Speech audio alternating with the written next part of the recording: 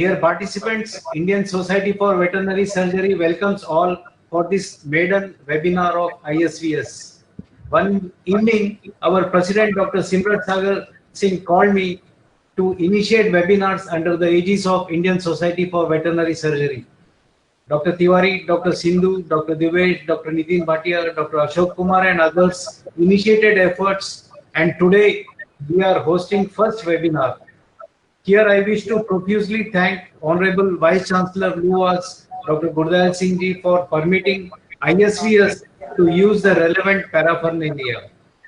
I think in veterinary professional societies, ISVS is first one to launch the webinars. Now I request President ISVS, Dr. Simrat Sagar Singh, for his introductory remark. Dr. Simrat Sagar Singh, please. Hello, everybody. Hello, sir. Good evening. Good evening, Dr. Athel. I think ISVS has taken a wonderful step forward in presenting the first webinar, and in my view, there could not have been a better speaker than Dr. Athel, Professor Athel, who has done extensively on this, the topic which he has selected for today, for repair of fracture, particularly in large animals. And during this webinar, I convey my best wishes to Indian Society on behalf of the Indian Society for Veterinary Surgery, to all the members of Indian Society for Veterinary Surgery and all those who have connected to this Google today for the ISVS webinar. Thank you very much. Thank you, sir. Now the time is right. I request today's speaker, Dr. H.P. Athel, for his insight on external skeletal fixation in veterinary orthopedics. Dr. Athel, please. Dr. Athel. Yeah, thank you very much, sir. Thank you. Good evening, everybody. In the beginning, I would like to thank the ISVS and especially the executive committee members for giving me this opportunity.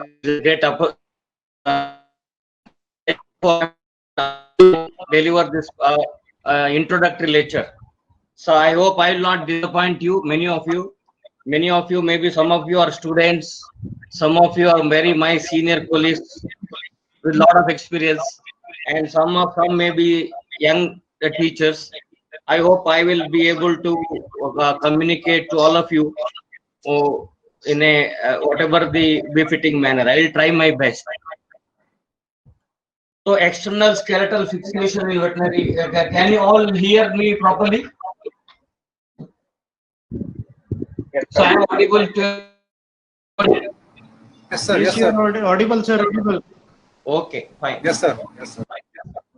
So coming to the external, in any orthopedic applications, foremost thing is the fracture. Fracture is one of the common conditions we come across in our day-to-day clinical practice. So what are the principles of the principle of treatment is first fracture reduction. We reduce the fracture either by closed method or open method. Once it is reduced, it has to be fixed, means immobilized till healing occurs. So bone has the tremendous capacity for healing. So it is unlike soft tissues, bone is replaced by bone. So what we exactly have to do is still provide proper environment for it to heal. The fracture fixation is very important aspect in this. If you take fracture fixation, there are 2-3 methods mainly. External fixation, where we use any cast or fiberglass cast or anything like that from outside. We are not putting anything inside. Like internal fixation is another thing where we go for either plate fixation or nail fixation. And the third type is external skeletal fixation, about which we are going to discuss today. But whatever the technique we use, fracture fixation, while doing it, is preservation of soft tissue is very important. See, it is something like whether it is a carpentry or gardening. It is less of a carpentry and you have to be more of a gardener. You have to preserve the soft tissues.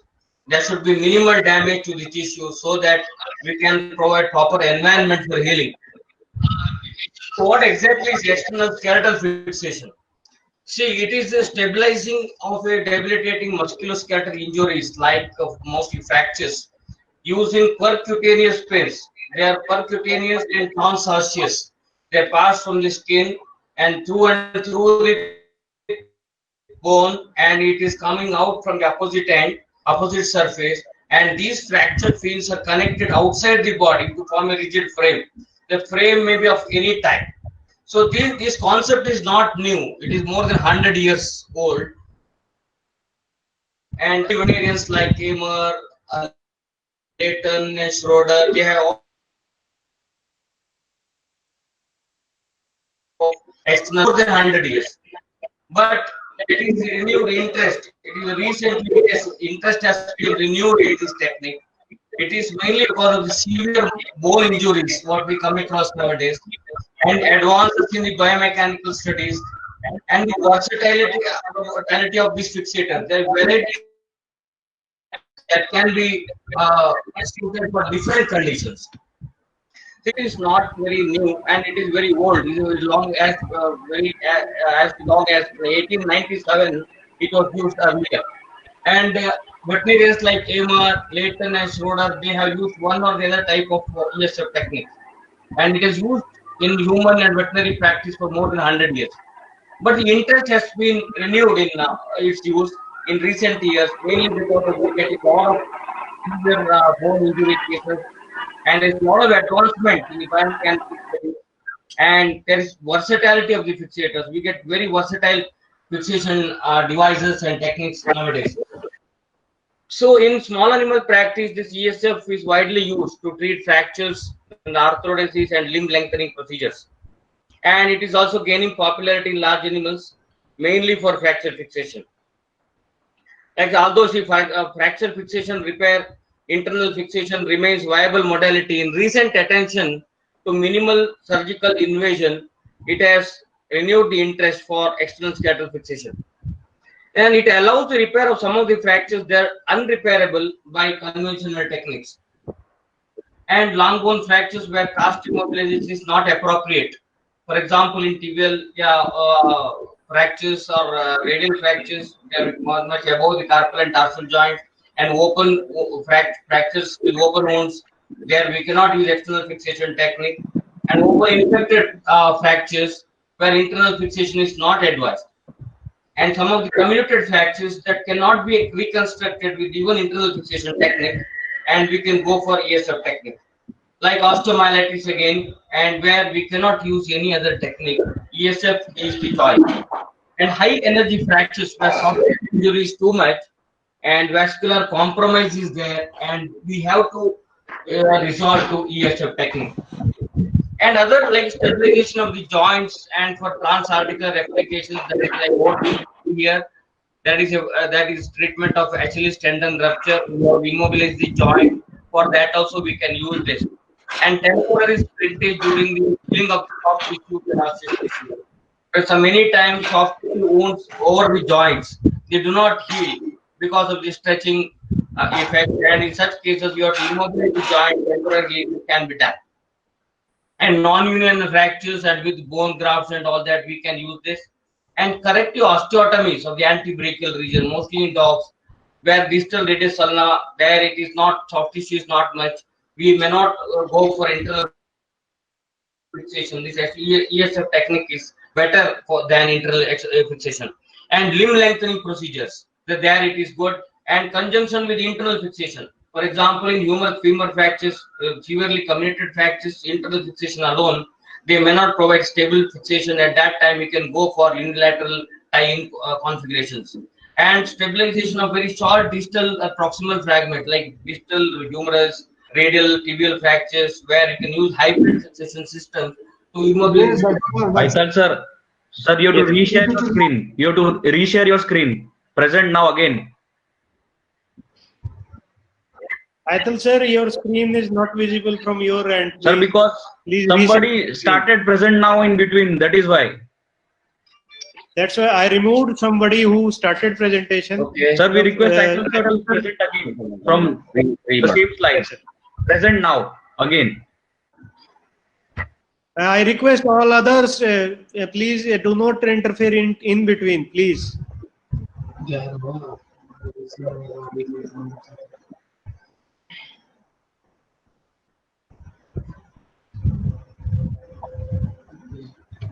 Thank you, sir. Thank you. Okay, okay, fine. Thank you. It's fine, sir. Now coming. Then some of the mandibular maxillary fractures, usually with acrylic external fixators, can be used. Even lumbosacral fractures, luxations, avian limb fractures, and fractures repair in small and exotic animals. All these are indicators. In a variety of cases, we can use it. What is the advantage of this ESF? That is the early return to function with excellent mechanical properties. You can see once the animal comes out of the OT, animal will be able to bear weight on the limb. That it is even better than internal fixation technique. The ability to adjust the frames after the bone fixation. For example, even unlike in external fixation technique or even internal fixation like plating, we cannot adjust if there is any malunion while fixation. Here, after bone fixation also, angular deformities can be corrected. Devise different type of technique, so that way it will be very versatile and preservation of length and alignment. For example, gap is there, we can there is severe comminuted fracture. In such cases, length can be maintained, alignment can be maintained. Another important is ease of implant removal. Unlike internal fixation, there we have to go for our second surgery. But here we can cut the pins from outside itself, and it is very easy to remove the implant. And provision for transarticular application, because whenever we go for the very fracture is very near to the joint. Sometimes plate fixation is difficult, and there we may have to go for arthrodesis. But here, by transarticular fixation, we can avoid the damage to the joint, and preservation of the joint range and motion is possible, and multiple application with reusability of the components. External components, everything can be reused, and only the internal pins, they are not reusable. So that way it is more economical. And provision for dynamization at the site. What will happen sometime when the fracture is very stable, it is not going to heal. In certain cases, we can gradually destabilize it, and that way we can bring about dynamization at the site. We can, by removing one or two of the gradually we can reduce external components, and then you can increase the movement and facilitate healing.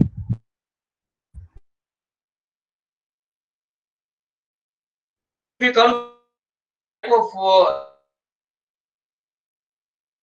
the they can be as linear or circular devices, ESF, and number of skin surfaces penetrated, like it can be unilateral or bilateral. Unilateral means there is only one skin is introduced, and it is they are not taken out through the opposite skin. Bilateral, the pins, they will come out of both the surfaces.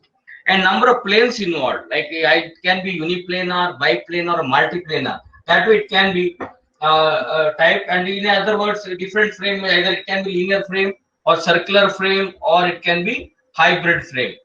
Hybrid means it has the component of both linear and the hybrid, circular fixator. So, or whatever may be the fixator, like linear or circular design, there are three basic units. One is the fixation pins. Normally, they are inserted into the bone to hold the major fragment.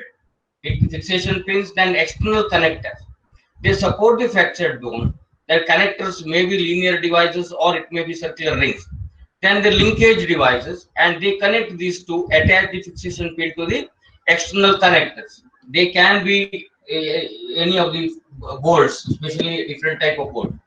Linear fixation system, if you talk about the Krishna-Remer KISP device, that is most commonly used device, and later this IMAX SK device and Securo's ESF device, they have come up, because K-splint we cannot use this positive profile pins, and so different other devices have come up. And basically it has components like fixation pin. It can be full half pin or full pins. Half pins are used in unilateral fixators. So mostly here they are threaded pins are used. end threaded pins are used in half pins. And full pins. Full pins, where pins pass from one end to another end, one surface to another surface. It can be threaded centrally, or it can be even plain smooth pins also. So these are the pins. It can be positive profile or negative profile. For negative profile means the thread is carved within the core of the pin. Positive profile is actually thread is outside the core of the pin. So positive profile pin is definitely better than the negative profile pin. Negative profile pin is the weak threaded non-threaded pin junction is the weakest point in that. Next point is next.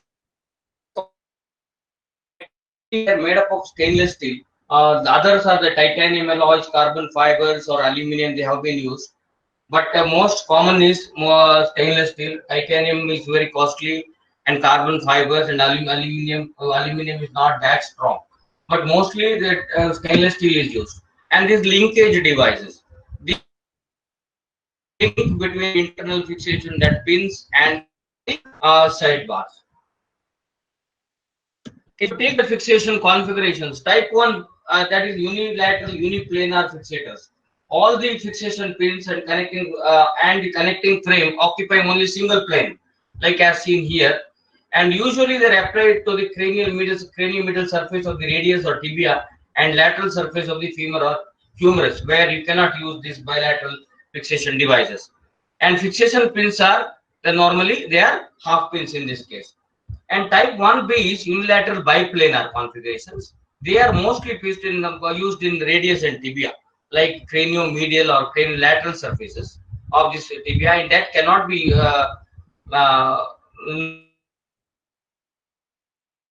used in humerus or femur. And this bilateral uniplanar design, that is type 2. They utilize full fixation, full pin splints, and cannot be placed in femur and humerus because that is the bone is very close to the body, and we cannot use full pins there. And mostly they are used in tibia and radius.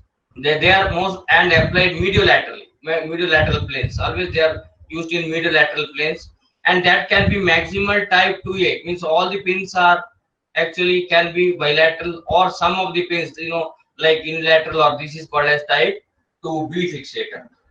And type 3 fixator, it combines both this type 1 and type 2, and they're placed approximately at 90 degrees to each other. They can't be applied in femur and humerus, and they are not indicated in humerus and femur, but in large animals, heavy animals, and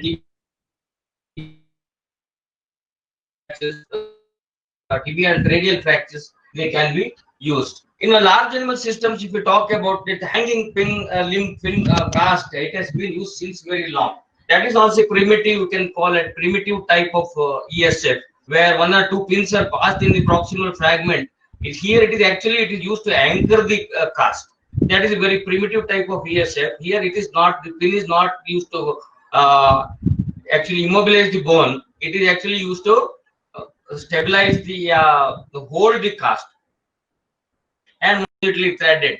So once it is fixed, what will happen is, once it is fixed, after fixing, if you turn this sidebars in one direction, it can reduce the fracture. In other direction, actually, if you turn it, it can compress the fracture. And this is a novel design. This can be used in straight bones like metacarpal fractures, metatarsal fractures, or radius ulnar fractures, even for transcarpal fixations like this, but not in tarsal. You cannot immobilize the proximal, metatarsal, or distal tibial fractures using this technique. The next is the Ulyssero technique. They are called circular ESF. They're popularly called as Ulyssero. The scientific physician who has developed this technique is a Russian scientist, and it has also been it was started in early 80s. It was started in human practice, and then it came to small animal practice 80s, 90s. Here, this relatively small diameter pins, they are called normally K wires. They are fixed under tension. Their cross pins are fixed under tension. This wire is more stronger than untensed wire. So based on this principle, and they are connected to. So this is the circular fixation technique, And what wires are required, K wires and rings, and wire fixation bolts, and threaded rods, nuts, and the wire tensioner. This is what is required here. See, coming to the wires, it can be plain wire or beaded wire. These are beaded wires are called as olive wires. This is commonly used in ESF technique, circular fixation technique. Once we use these beaded wires in opposite direction like this, how it is shown in here, and it will reduce the movement between the fracture fragments. And also, it will reduce the translation of the pin. So these beaded wires are commonly used. And wire fixation bolt. The wire is fixed to the ring using the fixation bolts.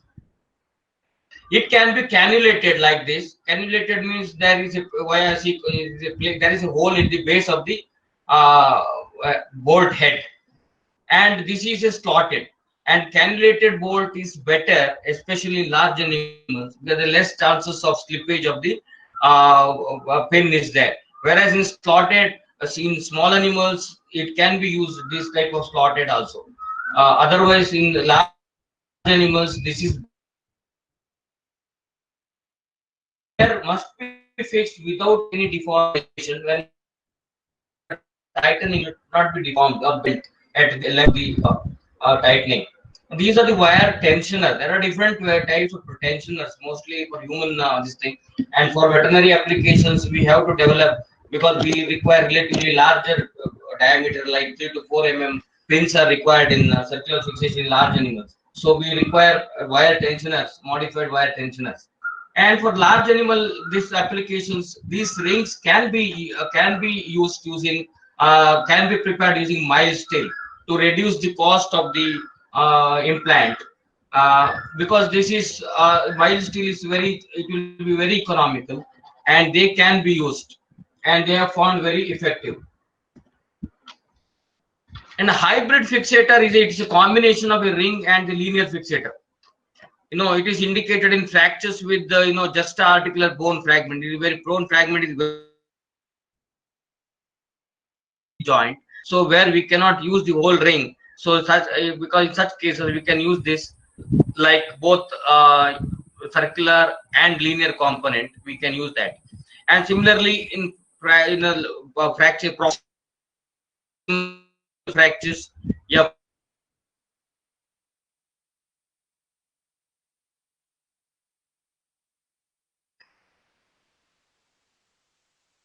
not use the line.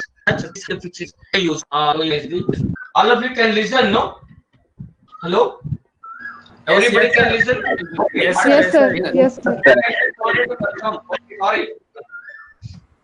What is the advantage of this ESF?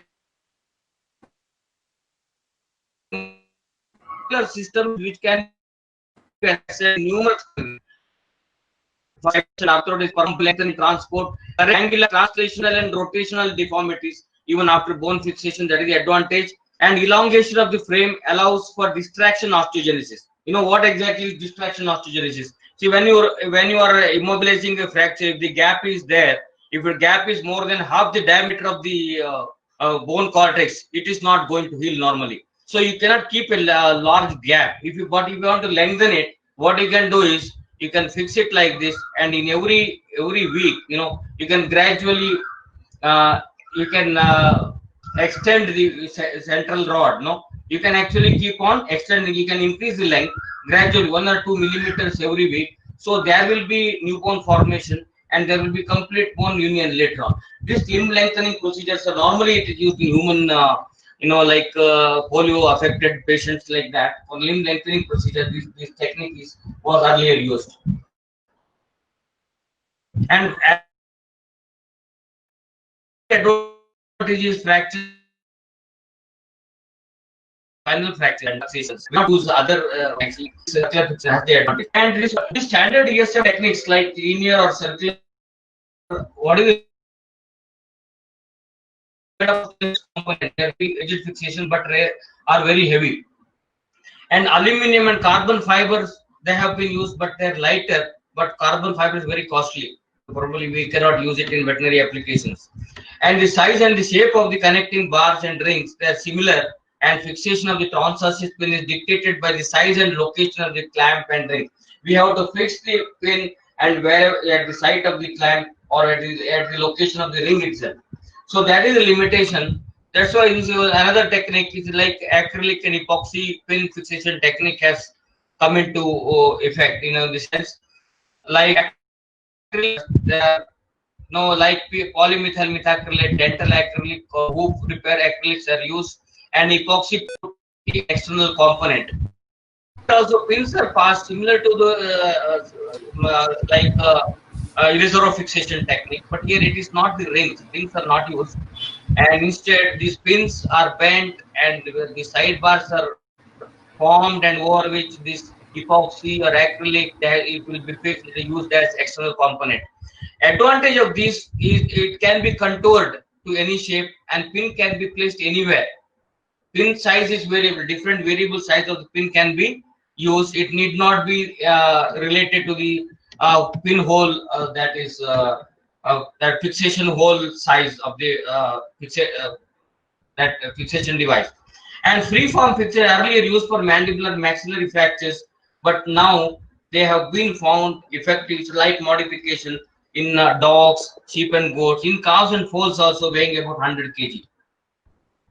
Ability, what is the advantage? Ability to contour the connecting bars to match any fracture configuration, and fixation pins of any diameter can be used here, and need not be in the same longitudinal plane, because all the pins need not be in the same plane. Even if they come out in different planes, they can be joined and the fixation can be achieved. And light in weight, and placing the positive profile pins can be easily done, and most importantly, it is very less expensive. Now coming to the biomechanics, when we are applying the technique, there are plenty of different designs and the ESF technique. Then we have to decide which technique is used in which type of fractures and all that. For that, little bit of biomechanics is also, we should know what how it actually depends on that. The material characteristic of the bone, and material properties of the fixator components, and the design of the external fixator. If you think that is material means apparent density and anatomical position.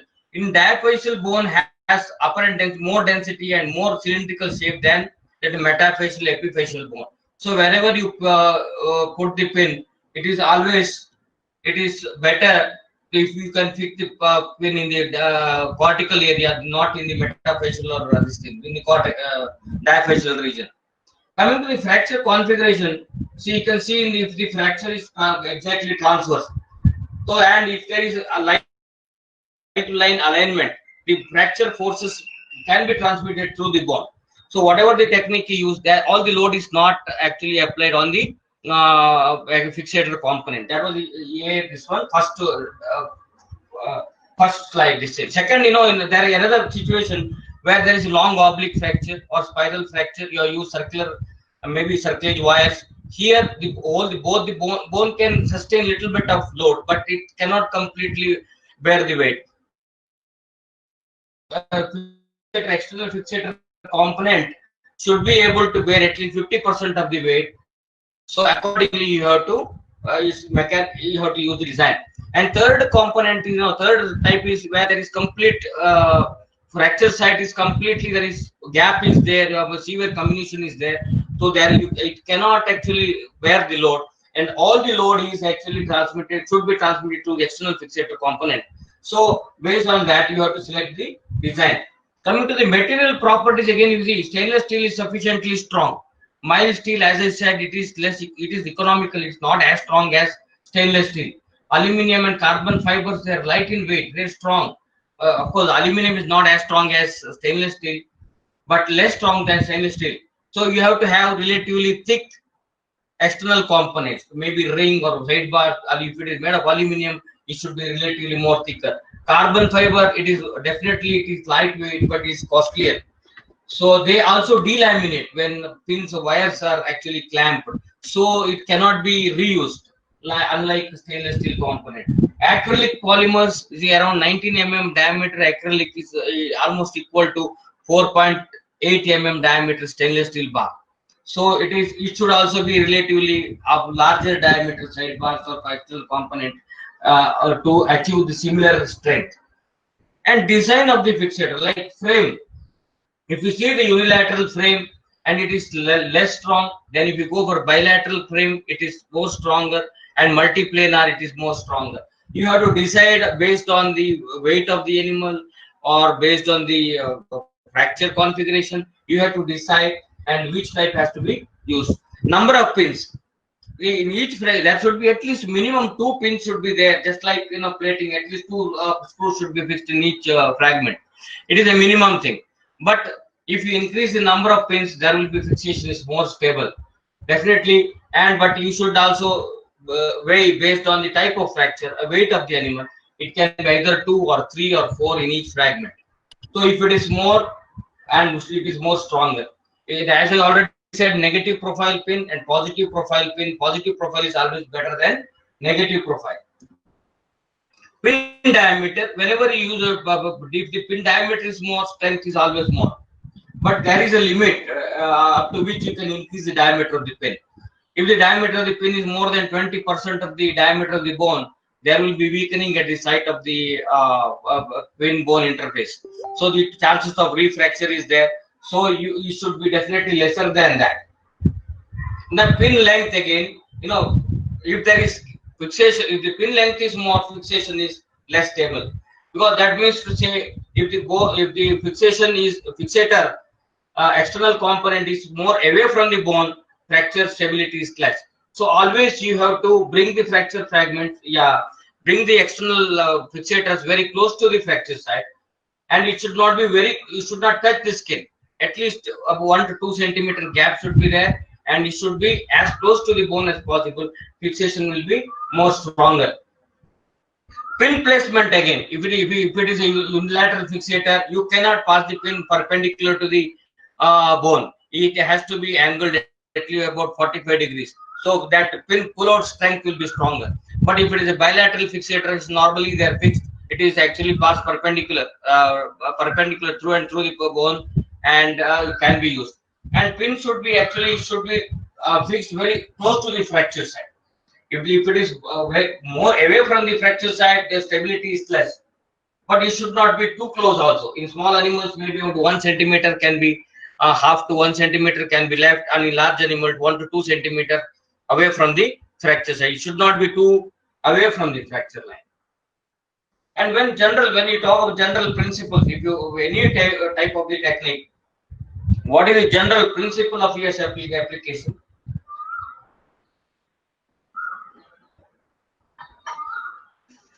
See, any orthopedic application, it is a very painful condition and it should be done under general anesthesia.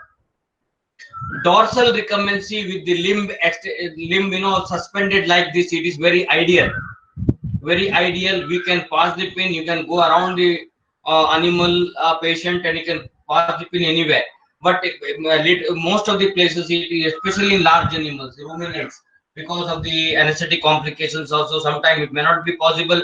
Then you have to keep the animal in lateral recumbency.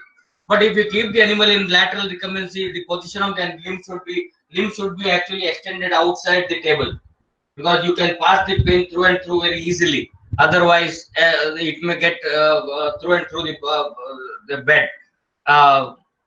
So that way, the limb should be extended outside the table, and site should be aseptically prepared for, just like any orthopedic preparations. And the proper site, the placement of the pin, proposed site should be chosen. It can be marked either using a marker or anything. Wherever you want to put the pin, you have to mark it. And then about 0.5 to 1 centimeter skin incision made at the chosen site. Like they are called as release incisions. You should not pass the pin without doing any release incisions. Actually, it will necrose the tissues around the pin pin placement, and it leads to later on sepsis and the pin tract discharges. So always release incisions you have to give. Incision should be on longitudinal, like dorsal to ventral of the limb, not transversely, because just as a as blood vessels travel from dorsal to ventral side, and you have to give incision should be also in the same direction, and then proper diameter pin is selected. Again, technique, pin selection can be different. It can be 2.5, 3 mm in small animals in linear fixation techniques, 5 to 8 mm in large animals. It can be smooth or threaded pins in linear fixators. It can be anything, but threaded pins gives better fixation, especially in large animals. And 1.5 to 1.2 to 1.5 mm pins are enough in small animals, and 3 to 4 mm smooth pins are in for circular fixators. And a small hole is pre-drilled in the bone at the chosen site. That is also very important. We should not actually drill at this site using an electric drill pin directly. It will not actually, it will lead to a lot of necrosis around the site, and also most likely that pin will get stuck. You will not be able to pass the pin directly. So it will later on lead to complications. Better you have to pre-drill using about 0.1 to 0.2 millimeter smaller drill bit. And this pre-drilling is especially important when you are using a large diameter pins in linear fixators. In when you are using small animals and small diameter pins, circular fixator, and this is not generally done. And selected fixation pins are selected inserted medial lateral or medial side.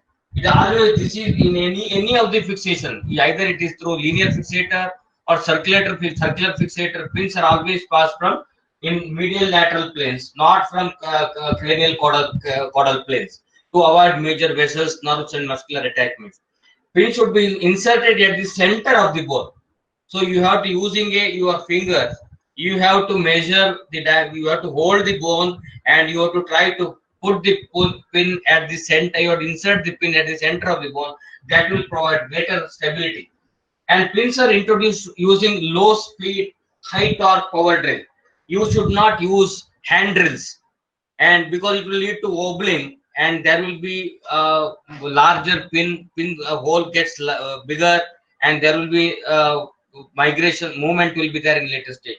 And you have to use power drills, but low speed is important, because if you use high speed, there will be a lot of necrosis, and it leads to later on infection. Drill in small pulses, especially in what will happen in large animal applications. It is many times when you are passing the pin, it will not directly in one go, it will not go through and through. Many times you get stuck in between. So in such cases, what you have to do is you go up to a particular level, stop for few seconds, at least about 30 seconds, and then at that time you keep pouring cold normal saline at the site of pin insertion. It will reduce the thermal necrosis again, and then you may slightly withdraw the pin, and then again you pass it. So that way you have to do it, pass it in smaller small pulses. It will reduce the complications in later stage. And at least 2 fixation pins, cross pins in cases of CSF, are required in each fragment. And it is not that one pin in any fragment is not enough. When the fracture is very close to the joint, then you have to pass the pin in adjoining bone. At least again you are taking the adjoining bone, at least 2 pins are passed in the adjoining bone. That you have to take care. And fixation pins should spread along the entire length of the segment. If the whole length of the segment it is spread, the load is equally distributed, and there are less chances of refracture at the pin track site. And that's why the fixator should span the whole length of the bone. And while you are fixing, the farthest pins, like the proximal most and the distal most pins. Even if it is a circular fixator, the proximal most ring and the distal most ring is first fixed. That will help reduce the bone fragment and align the fixator very well. And then you can fix the other pins can be passed. Transfixation pins are connected to connecting rod either through clamps, not in circular fixator, the wires or the wires are fixed to the ring using slotted bolts. Okay, in epoxy fixation, these pins are bent. There is no actually connecting devices. They are bent and they are incorporated within this epoxy column. So in circular fixation, is wires are tensioned. Unlike in linear fixator, circular fixator is wires are tensioned. Once it is tensioned, then it is tightened and bent. And there should be a distance between the bone and external ring should be minimum, as I said in the beginning, because it will increase the stability. If it is more, of course, in all the time. For example, in tibial fractures, it is not possible to use very small diameter rings because proximal bone is very wider. So, whereas in metatarsal fractures, radius ulnar fractures, there is no need to use very heavy rings, very large rings. You can use smaller rings. If you come to the applications like this is, for example, linear, if there were two pins are passed in proximal and distal bones are passed in 45-degree angle approximately, and then the external connector is connected, and then these clamps are positioned, and after positioning the clamp, other pins are actually passed, taking this clamp as a guide. So that will actually help in actually properly inserting the pins at desired level. That way you have to pass in linear fixation systems. And bilateral applications, actually mostly large animals, you cannot go for linear system. Large animals, you have to go for bilateral system. The novel bilateral fixator, what we are using, and in this case, the 2 or 3 pins are passed in the proximal and distal fragment. Here they are threaded pins. Threaded pins passed in proximal distal fragment. Take care; they should be passed almost they should be parallel to each other, and they are also in the same plane. And there is slight deviation is not an issue, but if there is severe deviation, the linear fixation placement will be difficult. But it should be parallel, and they will be in the same plane. And then two nuts are passed through all the pins on either side.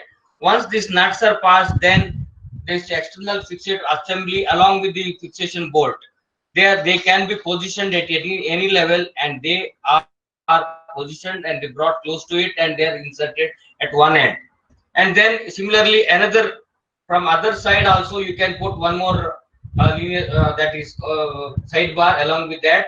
And then once two are fixed, and then you have to bring it closer to the fracture side, bring it closer to the bone. Many times if the pins are passed very, very properly, and they will come very, very neatly. If there is some deviation, you may not be able to directly bring it with your hand pressure. You may have to actually hammer it down using any hammer or something, and you have to bring it very close to the bone, as close to the skin as possible, leaving only about 2 to 3 centimeter gap between the skin and the. Once that is done, and you can tighten it from both sides. From both sides, you can tighten the nuts. From both sides, you can tighten the nuts and very close, and bring it close to this fixation bolt. That will help increase the rigidity. And once that is done, that here there is that is hexagonal bolt is there in the sidebar. By turning it, you can actually either reduce it or compress the fracture. Final adjustment can be done. Once final adjustment is done, then these are the check nuts. You can tighten these check nuts on either side, and now it will become completely rigid. Fixation this will be completely rigid, and then extra length of the pin you can cut it, and this cut end of the pin you can seal it using M-seal or any other thing, so that it will not hurt the contralateral limb, or while you are doing any post-operative care. So for that you have to use either it can be cotton or bandage can be used, or M-seal is better. Now, how to apply this circular fixation? They have to be pre-assembled, circular component, and different rings are they connected using the other sidebar. You see, first actually these two rings should be connected using 4 sidebar, 90 degree to each other, opposite to each other. Then you can add additional rings in the proximal and distal side, and at least minimum 4 rings are required. And based on the fracture site, fracture location, maybe 5 or 6 can be attached either proximally at end or distal end. Then it should be inserted into the limb, and the limb should be held at the center of the ring. And this is possible, especially in metacarpal, metatarsal fractures or radial fractures. But it may not be possible in cases of tibial fractures where the bone is not exactly at the center. We may not be able to exactly align it, but you should adjust in such a way that the rings do not touch the skin. Once that is done, you hold it then proximally and distally using these beaded wires. One beaded wire is fixed at the level of the proximal ring and one at the distal ring, making sure that it is held in position. Then other rings, one pins are passed in from other rings also at the level of other rings, and beaded pins should be in opposite direction. And later on, the cross pins, other pins can also be one by one. You can put it beads in opposite direction. While passing the pin, one pin can be just passed above the ring and one can be passed just below the ring to avoid any collision at the level of the medullary cavity. And that way it will be easy for later on, it will be easy to fix it also. So it will not reduce the strength, it will increase the strength because it will reduce the damage at the pin bone interface. There will be little gap and there will be more stable, better. Once that is done, now we have to tighten the pin and that bolt at the from this the end of this bead. Wherever the bead end is there, the nut is tightened in on all the pins. Later on, from the other end, you have to provide tension using the tensioner. Under tension, the pin under tension, the nut should be tightened and then it is again bent and it should be cut. So that way, one by one, in all the rings, you have to tension it and then bend it and cut it. Later on, you can see at the fracture side if there is any gap and all that.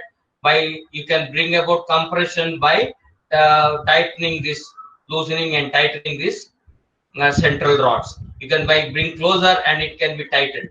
So that way, final adjustment can be, little adjustment can be at the later stage. Now, application of the epoxy technique. Now, if you take that, if it is linear, it is very simple. Pins are passed from medial to lateral like this, and the pins should be again in the same plane. When you are passing the linear fixator, it should be the same plane. Slight displacement is not an issue. Then these pins in the proximal fragment, they should be bent downwards, and distal fragment pins should be bent upwards, and they are connected using wires or maybe adhesive tapes or anything. And then you have to make that way, you have to make a temporary scaffold. Once that is done, you have to take epoxy, that is MC, monomer and polymer. You have to mix it very nicely, and you should get the uniform. It should be uniform depth stage. Then you apply it by incorporating the pins within that. So and then allow it to dry for about half an hour to 45 minutes. It will become very dry and it will be very strong. It will be difficult to cut it out later. And this is bilateral multi-planar, that is epoxy technique. It is same, just like what you are doing it in circular fixator. Pins are passed in the cross pins are passed. When cross pins are passed in different places, at least 2 in the proximal fragment, 2 in the distal fragment. And pin, it is always ideal to be the angle maybe around 90 degrees. It is very ideal, but it in a circular fixation. Similarly here also, but it is ideal. It's not possible in all the cases, and in majority clinically it is more than 60 degrees between the pins. That is acceptable, and it will provide stability. Once that is done, proximal pin is bent downwards and distal pin is bent upwards, and they are fixed using adhesive tape and make a frame. Again, these two, they are connected using the connectors. This will help actually to reduce the movement of the pins in later stage. There will not be any translation of the bone fragment, translation of the pin, and that will be fixation will be more stable by connecting these two sidebars proximally and distally. Then apply this. You can make slight adjustment. Both fragments can be adjusted at this stage. Later on, you put this MC and wait for 45 minutes. Circular design is also same. You have to just like multi-planar design. Then using any of the wire, it need not be any stainless steel wire. Any wire can be used to create a ring like this, and over that you can apply this, and this will be very rigid. Very animals maybe in about 100-150 kg body weight animals also in metacarpal metatarsal fractures. This epoxy fixation can be done. This sidebar, the thickness should be about 20 to 25 mm, and pins in large animals in 100-120 kg body weight animals, pins should be 3 mm pins, and we cannot use more than 3 mm pins in epoxy fixation technique because of the limitation. We cannot bend it, and we cannot provide tension also, so that way it will not be useful for very heavy animals. Let us see what type of techniques can be used in different bones.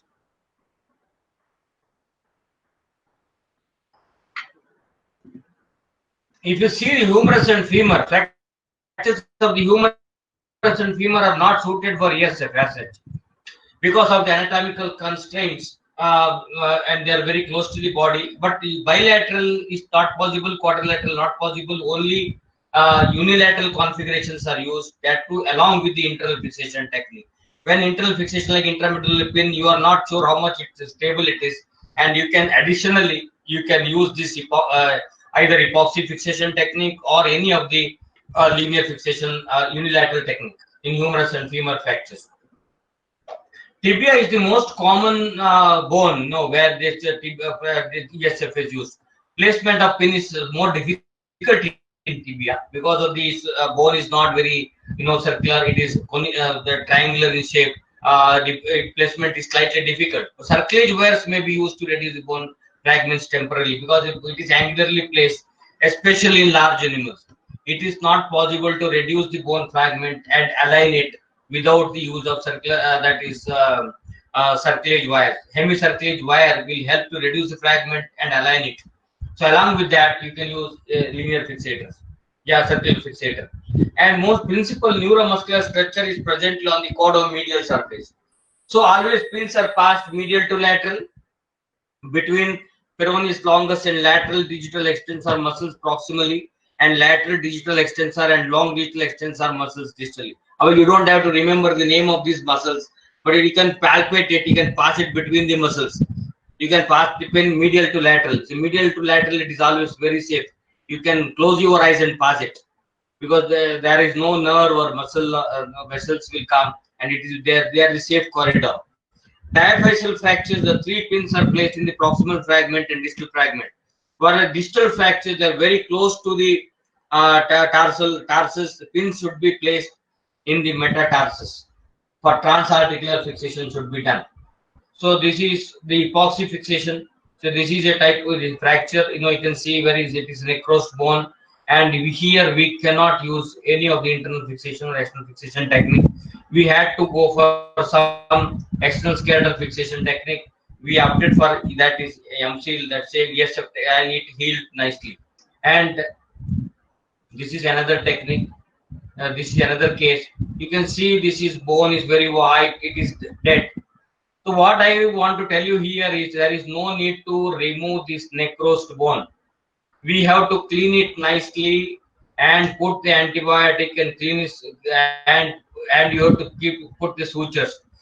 And you can close this, but not completely. There should be gap between the sutures so that it will be helpful for drainage and dressing. And there is no need to remove the dead bone. If you remove the dead bone, there will be gap and healing will be hampered. And this dead bone will act as a graft. It will act as a bone inducer. Once there will be new bone formation, this dead bone gets separated from the host bone, and then it will be mobile. At that point of time, you can actually remove the bone, and then there will be healing, will be smooth healing will be there. So this is another case where it is fracture and dislocation of the tarsal joint. In such cases, internal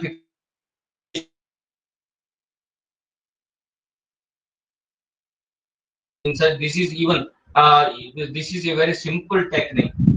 In metatarsus, tarsals or metacarpals, you can go for crossing the pin, but it is not necessary. Here you can use even single pin also mediolaterally. You can cross the pins in the tibia. That way, this is sort of hybrid fixator. that can be done. And here again, you need not pass the pin through all the 5 metatarsal bones and metacarpal. It is not possible. Even if they are passed through 2 or 3 bones, that would be enough. And you should make sure, of course, you don't use very large diameter pin. 1.2 to 1.5 mm pins are enough, even in heavy animals, heavy dogs. I mean, it is enough. So pin size is also important. Don't, because these metatarsal bones are small bones, you cannot use very large diameter pins. So this is a case of tibial fracture where epoxy was used. So this was the worst case. Of course, this was of course we can definitely say this is fit for amputation. But even such cases can be treated using this technique, and you do it nicely, clean it nicely, and then try to oppose this soft tissues. Soft tissue, as I said in the beginning itself, soft tissue is very important to provide vasculature for healing. So they will also, when you bring the soft tissue skin opposed, it will help to reduce the bone fragment also. Even if there is gap and you will not be able to completely close it, no problem. You try to oppose as much as possible, and then you can apply this fixator. Okay, you can apply the pins, and this is another case. So this was the complication of POP case. You can see almost it was necrose, but completely necrose bone. And here, simple technique. It is very cost effective. Animal could be recovered, except for sloughing off. It was sloughed off in the beginning itself. So otherwise, animal completely could be recovered because of this technique. This could not have been treated with any of the internal fixation technique. See, like this. This is a very common tarsal luxation, and you see the animal bearing very good weight. That's so fixation is very stable with this technique. This is another case like this. As I said, in tibia, in cows and all that, you can use this one in animals weighing about 100-150 kg. So here it is difficult to reduce the bone fragment. Then you have to reduce it using circlage wire. Then you can apply this medial to lateral like this. This is another case of there is bone is almost necrose. In such cases, you can close this, and there should be gap between the bone gap between the sutures for drainage. Then you can apply it; it will heal. And the bilateral linear fixator is not advised in tibial fractures. But of course, in very young animals, lightweight animals may be used. But of course, it should be used along with the internal fixation like circlage wire. Then only you can go for a linear fixation. Otherwise, better to go for circular fixation technique. They like this in heavy animals also, distal tibial fractures. This circular fixator will provide very good stability. Coming to the fractures of the radius and ulna, there's mostly, you see, small animals, mostly linear fixated designs are used. And in close fractures, in large animals, transfixation, pinning in casting is the most suited technique. And in cows weighing about less than 100 kg, you can again go for epoxy pin fixation. And animals less than 150 kg, cast spanning can be up to only anti-brachial. Whereas in heavy animals, full limb cast is needed. If fracture is in the radius, the whole limb cast is required in the heavy animal. Bilateral linear fixator or circular fixator is indicated in compound or infected fractures. Open fractures, this is a linear circular fixation is needed. And neuromuscular structures are located in the caudomedial aspect. Caudomedial. So always, as I said, all the bones, nearly in every bone, lateral to medial and medial to lateral is very good, and it is very safe. Distal diaphyseal epiphyseal fractures, again, transarticular fixation is done. For example, like this. It can be bilateral, unilateral biplanar fixator, or it is a hybrid fixator, or bilateral fixators can be used in small animals in all the cases. Even circular fixator can be done. So this is epoxy pin fixation in such cases. You see where animal is very technique is same. You have to cross the pin in the proximal fragment and distal fragment, and they are connected and then joined to make a frame, and epoxy is applied. See, this is a case of fracture, and it was non-healing skin wound. So whenever the skin wound is near the joint, there will be constant movement. It is not going to heal. In such cases, you can go for this epoxy pin fixation like this, and definitely it is going to heal. Here, as I said, in metacarpals and metatarsal, single pins, 2 or 3 pins, medial to lateral, you can pass it. This is another case of like this epoxy. This is also a hybrid fixation technique. And the acrylic, dental acrylic can also be used like this. But of course, if it is dental acrylic, you have to have one PVC tubing. That pin application is same, pin is fixed similarly, and then these tubes are actually inserted into the pin. Okay, and then that acrylic is poured into this, and then finally it can be combined, and extra length of the pin can be cut and they are bent.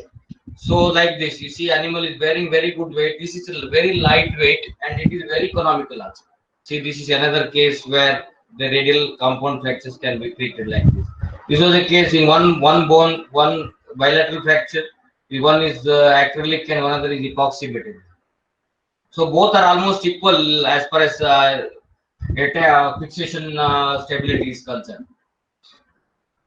And this is, as I said, this epoxy technique is also it's very good for that is corrective and that is anti-brachial deformities like this. You know,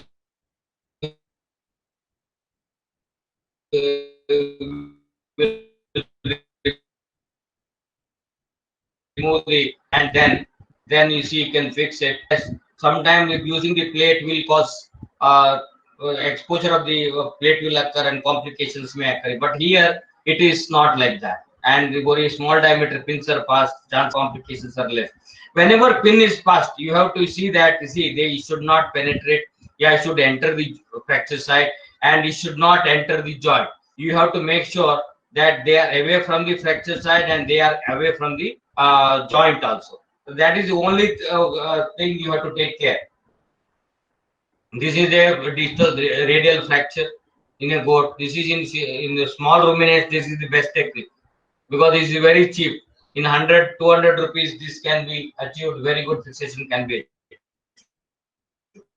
This is a case of multiple fracture. So you can see the radial fracture, metacarpal fractures. You see both multiple fractures.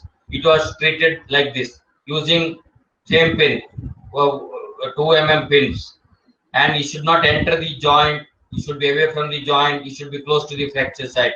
This one you have to take care. Other it has healed. It is a very good technique here also.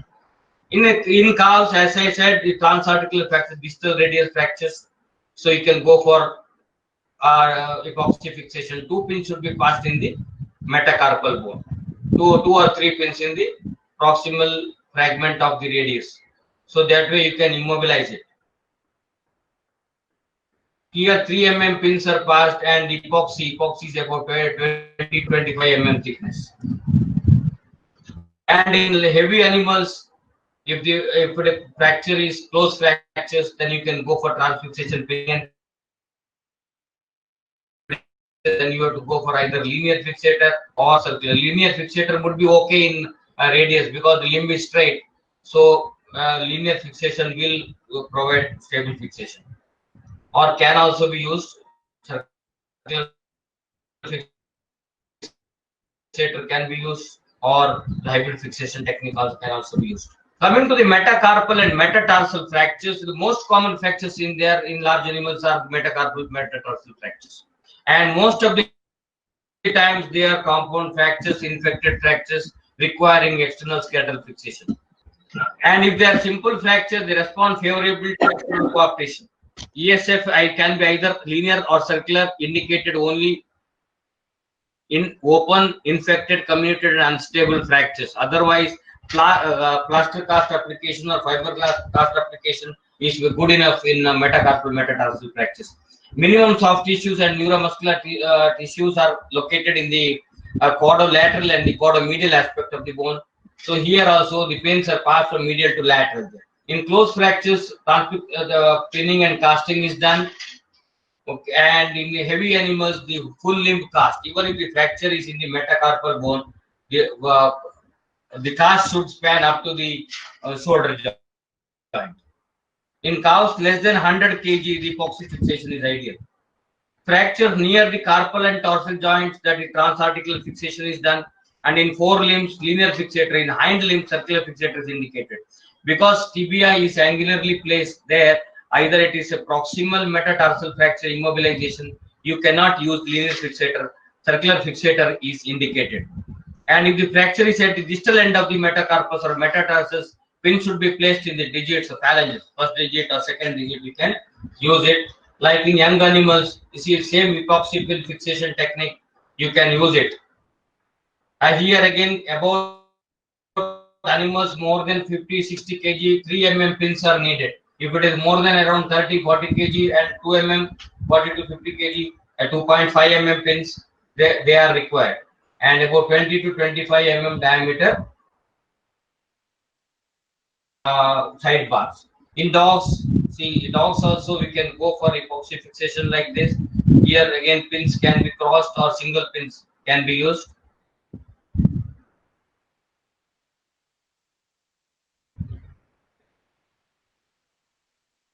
Animal, you can 2 or 3 pins you can fix in the proximal fragment. The fracture is very close to the fracture.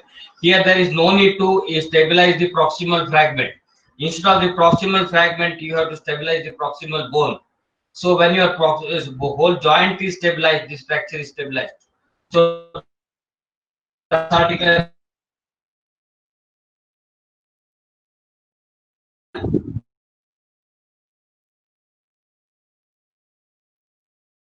always see like just ended of the cartography. This is again I can put pin in the phalanx, 1 pin in the second phalanx. You can metacarpal bone, you can cross. This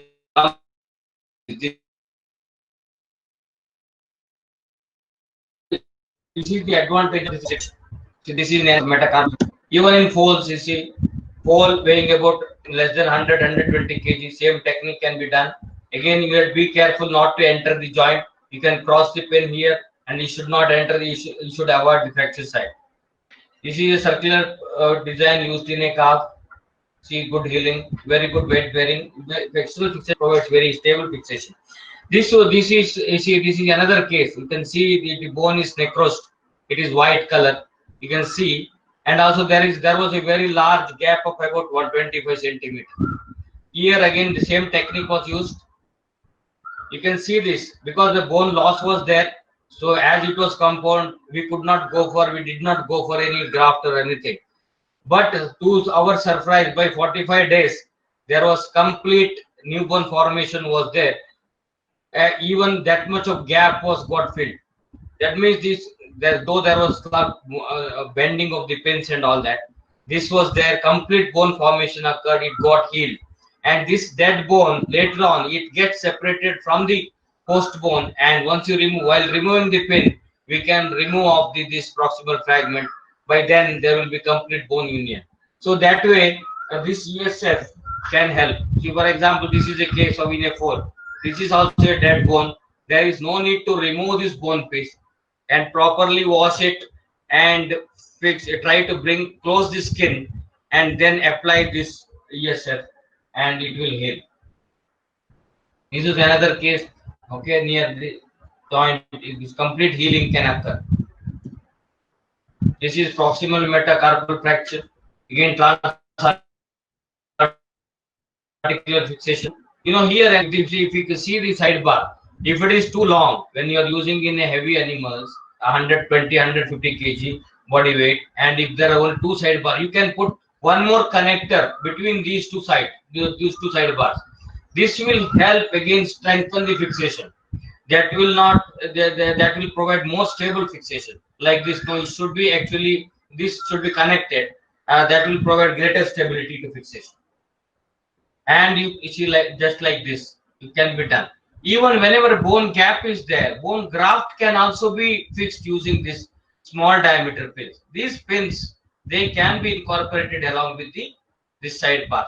So even grafting for technique also, this technique can be used. This tarsal application in proximal metatarsal fractures.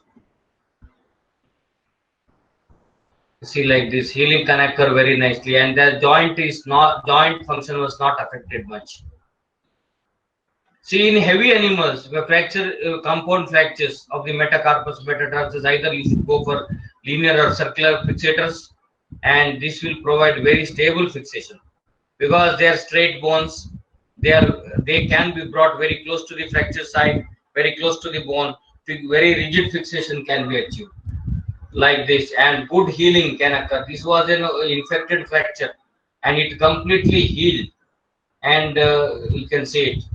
So this linear ESF provides very stable fixation even in infected compound fractures. And circular fixators can also be used, and this has the advantage in the sense you can put the pin in different directions, so that it is more versatile. And compared to that, of course, in very heavy animals, this circular fixator is better. Now again here, what you have to make sure, if it is proximal tibial metatarsal fracture, yeah, distal tibial fracture, for transtarsal applications, see this Achilles tendon and will be there, and you have to be very careful here. You sometimes it may touch the joint area, rings. So you can sometimes you may not be able to use very large diameter rings. If you use very diameter rings, fixation will be less stable. Then you can make like this alignments in the sense.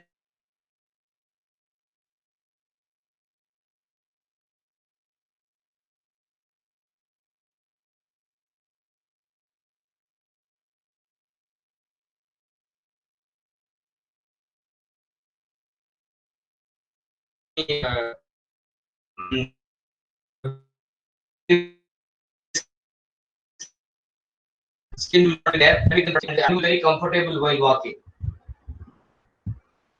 This post-operative management is very important in external fixation techniques, especially in large animals. It is about 48 to 72 hours is very important.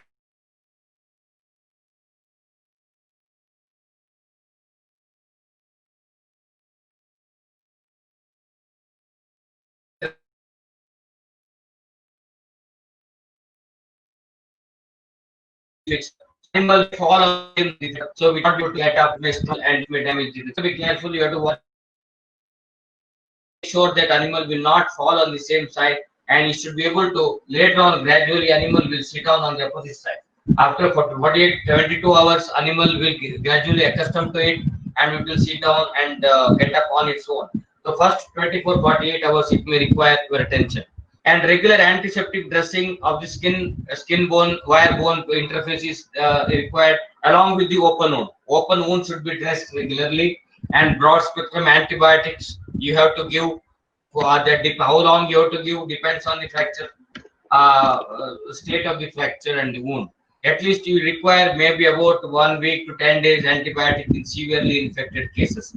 If you have to give prolonged antibiotic, it is better off in between for a few days, and then get it check the antibiotic sensitivity, you do it, and then you go for replace the antibiotic. And normally we will not get any osteomyelitis like infection. Only pin track sepsis is there. Most of the cases with the proper technique is used and proper implant is used.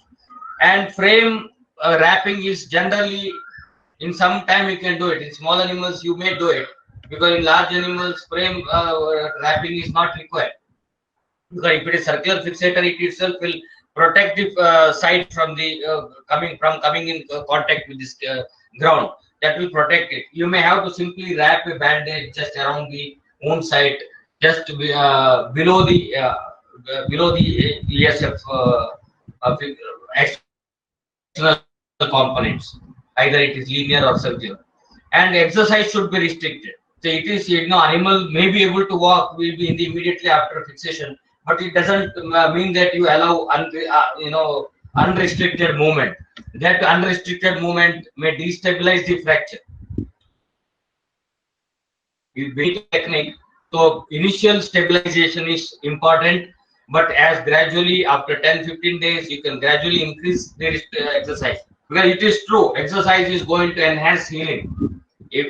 Because minimum some amount of micro motion at the fracture site, it will stimulate the bone formation. So that way, weight bearing and slight movement is not a problem, but it should not affect the fixation.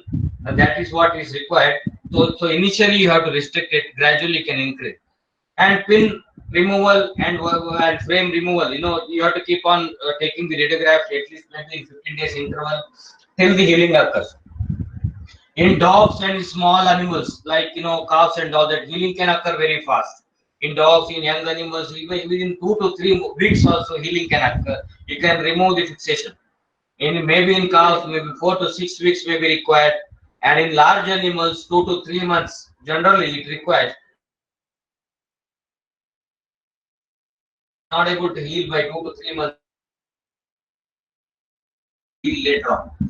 It is either it is non-linear or not true. At least 2 to 3 months may be required. During this period, all that you have to take care. And once it is done, healing is there. Then removing the fixator is very simple. You have to cut the pins using a pin cutter, and then if external frame, you can just simply you can pull off.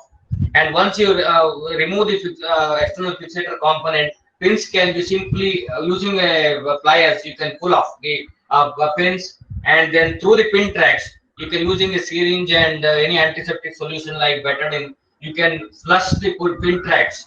While flushing, it should come out from the opposite side, and it means that there is complete flushing is there. Then you can simply wrap the limb using simple bandage for a few days. That would be enough. Exceptionally, in very rare cases, and there is complete union is not guaranteed or doubtful. In such cases, you may go for again. If you have to remove the fixator early, then you may go provide some additional splint support, and you can remove the bandage, change the splint and bandage after a few days. Generally, it is not required. What are the complications of ESF? Instability at the fracture site, pin loosening, pin tract osteolysis, pin tract infection, implant failure, osteomyelitis, and delayed and non-union. These are all complications. But of course, it is not the complications occurring in every case. In one case, some complication may occur. In another case, some other complication. But as far as our experience goes, in small animals, young animals, like less body weight, that there will be least complications. Complications are more in heavy animals. That is mainly because of instability.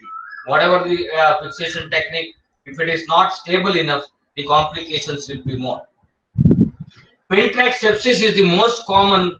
It is mainly caused due to necrosis and infection of soft and osseous tissue while passing the pin. That osteolysis is not an issue, and you have to daily address it. Once you remove the fixator, and it will automatically vanish within a few weeks.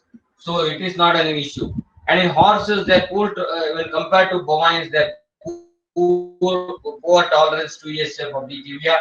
However, can be used for forelimb distal hind limb fractures. Most common complication is sepsis, non-union, fractures through the pinhole, and laminitis.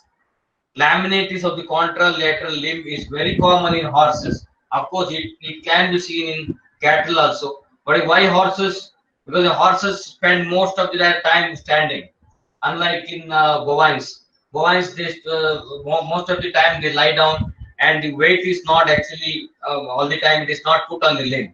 Whereas in equines, they stand for 24 hours. So that is why the contralateral limb is subjected to more of stress, and its laminitis will develop. So that has to be taken care from the beginning itself.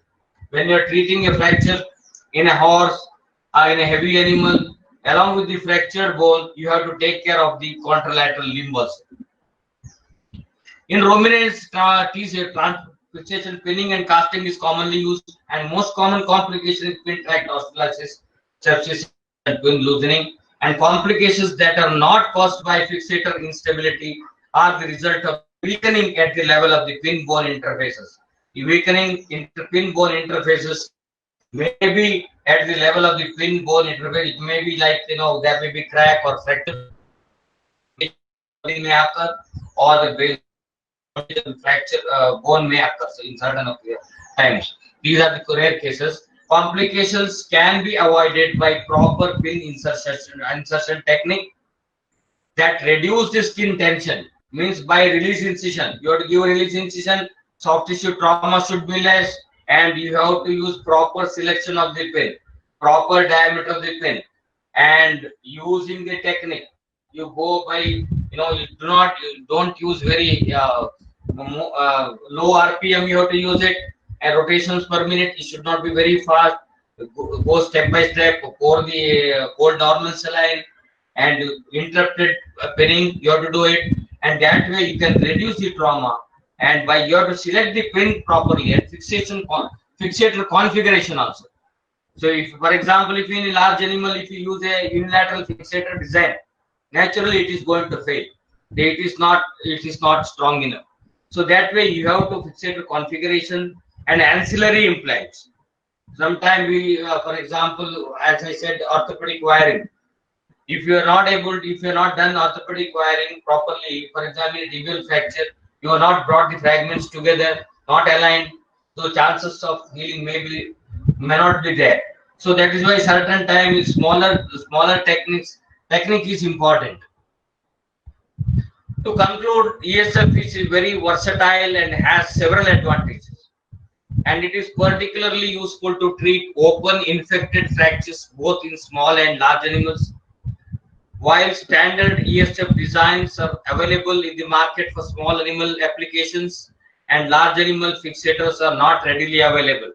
But fortunately, now one company especially, they are now our design, linear and circular fixators, they are actually manufacturing and supplying.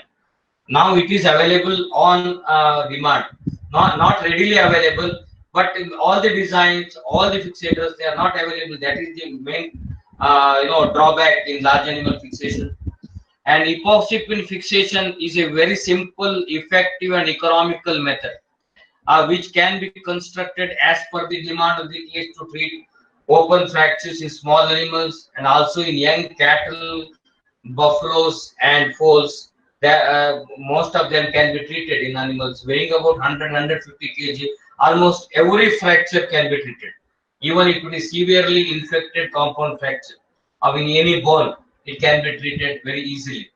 And these techniques, and most importantly, and our surgeons should be trained to use these different ESF techniques, and then only probably we will be able to succeed in treating many of the cases. Thank you all. Thank you very much for your patient hearing. And if you have any queries, or most welcome. Thank you very much.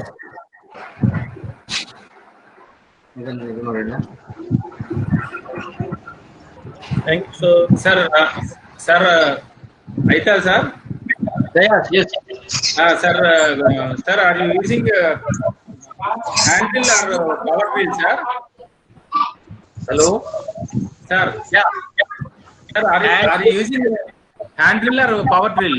No, I suppose I have told you hand drill should never be used. Hand drill should never be used in external skeletal fixation. It is always. Thank you, Atal sir, for this wonderful webinar.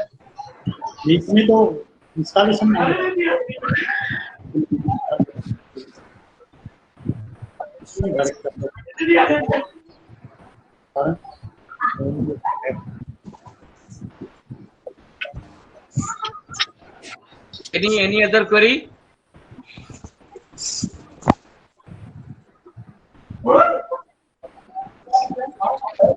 Sir, I would like to talk.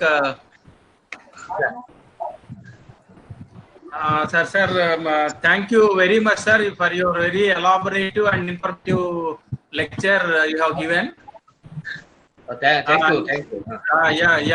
In orthopedics itself is a challenge, and in that one, large animal orthopedics is very, very, very challenging. And you have given a lot of live examples, sir. And I thank you very much for an elaborative lecture. And I thank the ISVS President, Simrat Sagar Singh sir, and Deepak Patil, Executive Secretary, and ISVS Hisar and the entire team Lovas, who are all actively involved in conducting this webinar, sir. And thank you very much, sir. It was really, really wonderful. And I thank all the behind this successful conduct of this very, very useful webinar. So in the COVID lockdown crisis. So can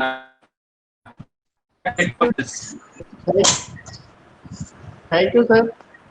Sir, I would like to thank, express sincere thanks to Dr. Simrat Sagar Singh, President ISVS, Dr. D.B. Patil, sir, Executive Secretary ISVS, Dr. Shobha Javre, Neeraj Arora, Dr. Devesh, Dr. Senthil Kumar, Dr. Nitin Bhatia for their trust, continuous inspiration and support for organizing this ISVS webinar. I also extend my sincere thanks to Dr. Gurdayal Singh, sir, Honorable Vice Chancellor, Lala Lajpat Rai University of Veterinary and Animal Sciences Institute, Dr. D.P. Sharma, sir, Dean Kumar, Dr. Ashok Kumar, sir, Professor and Head Veterinary Surgery and Radiology for extending facilities and technical support to organize this ISVS webinar. I also extend my deepest thanks to Dr. H.P. Aithal, sir, Principal Scientist IVRI Pune, for accepting our proposal to deliver very informative webinar and share his experiences in veterinary orthopedics, which may be very much helpful for the veterinary surgeons. Especially, I am thankful for core of my heart for my team workers, Dr. Nilesh Sindhu, webinar coordinator, Assistant Professor, Department of Veterinary Medicine, Sahil, hard in organizing this webinar and making it successful. Lastly, I am thankful to all the participants who shared valuable time for listening patiently, enriching themselves to upgrade knowledge, technical skills in veterinary orthopedics. Thank you each and everyone who directly or indirectly supported us to make this webinar a success. Thank you very much. Thank you all. Thank you very much. Thank you, sir. See you. Thank you. Thank you, sir. See you soon. Sure. And we will plan for next series also for webinar. Yeah.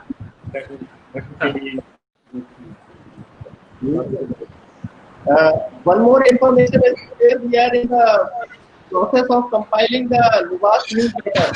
So please send the ISVS newsletter. So please send the information for the ISVS newsletter. Thank you. Thank you, sir, for sharing such a wonderful information. Thank you. Thank you so much, Thank sir. you, everybody. Thank you.